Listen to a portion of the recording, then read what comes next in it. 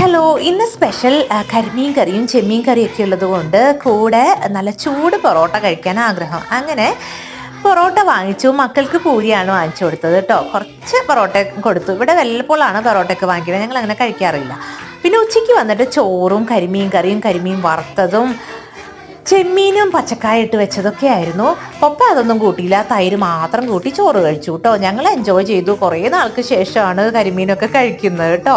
പിന്നെ ഉച്ച തിരിഞ്ഞിട്ട് ഓറഞ്ചും പേരയ്ക്കും മാത്രം കഴിച്ചുള്ളൂ. വലിയ വിശപ്പൊന്നും ഉണ്ടായിരുന്നില്ല.